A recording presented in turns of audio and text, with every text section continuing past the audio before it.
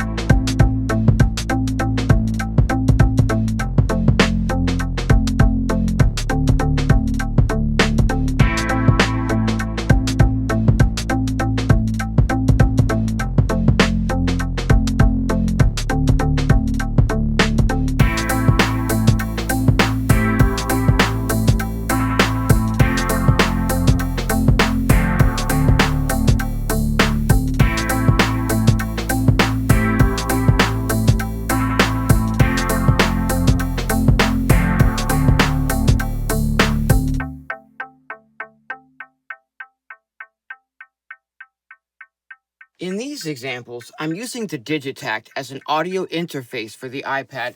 Let me go ahead and show you how to get that set up. The first thing we need to do is make sure that the USB out of the Digitakt is running into the iPad. You're going to want to use the Apple brand adapter. Any other adapter you use is eventually going to have issues. I know the Apple brand adapters are a little more expensive, but that's what you need to use. Now, there's a setting inside of the Digitakt that we need to change to make this connect. You're going to go into the little gear icon here, your settings, and you're going to scroll all the way down until you get to the system page. You're going to hit yes to go into that page. Here we have the first option of USB config. You want to go ahead and click that, and you want to make sure that USB audio/MIDI is checked. Not just USB MIDI, but USB audio and MIDI. That way we're getting audio and MIDI happening between the Digitakt and the iPad. Okay, once that's checked, all you need to do is actually use something like AUM or OM on the iPad and make these connections. If I have a new audio track here, if I just go new audio track, right, and I want to get audio into the iPad from the Digitakt, all I do is tap on the plus rather for the source. I'm going to choose hardware, input, and then I'm just going to choose the Electron Digitakt.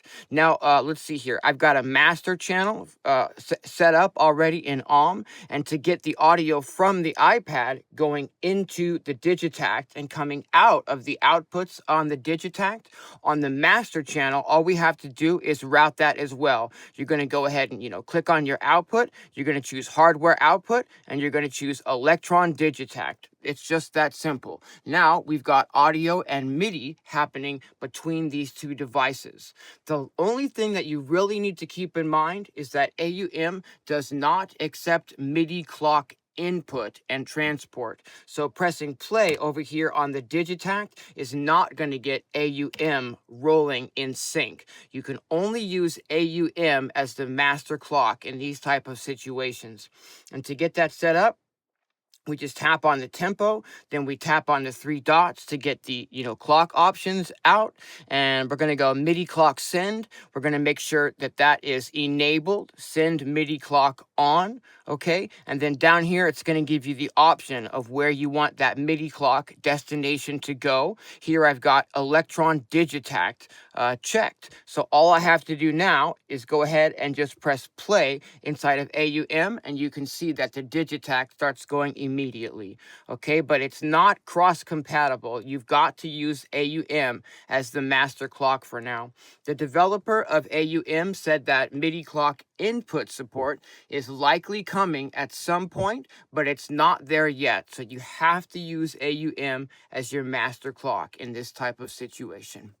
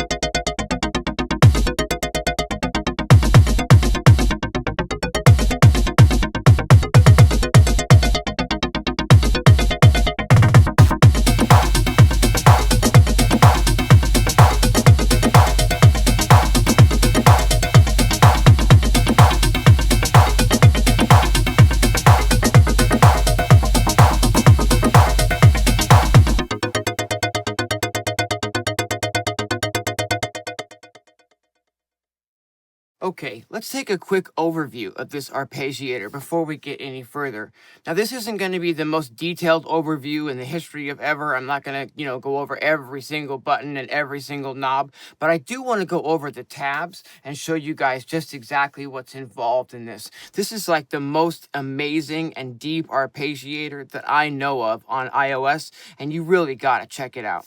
So first off, we've got some mod wheel assignments here, so you can assign some cool stuff to happen when you use the mod wheel. You can go in here and choose any of these destinations. So we've got all sorts of stuff from like the LFO sync times to how much the different LFOs are going to affect certain, things in the actual arpeggio itself. And we can do the same thing with these XY pads as well. We can have them, stay where we move the pad if we click the hold on, and we can assign whatever we want to the X destination and to the Y destination. This can really alter the patches in ways that I've never seen any arpeggio, have these type of options before. And especially if you want to, get both of these going and combine it with what you can do with the mod wheel, you can really take this to a whole other level. Next up, we've got the actual arpeggiator page, and here we've got some neat stuff like, is it going to be synced to the BPM of the host, like if you're running it in an app like AUM, and we've got like how many steps are going to be in your pattern here, right? You've got like what sort of pattern you want, from like a normal arpeggio pattern to like, up, walk up, climb up. Then we've got some other things like trance arpeggios, Morricone, I hope I'm saying that right. Some other weird stuff like Pinky and Can Blaster and Debussy patterns.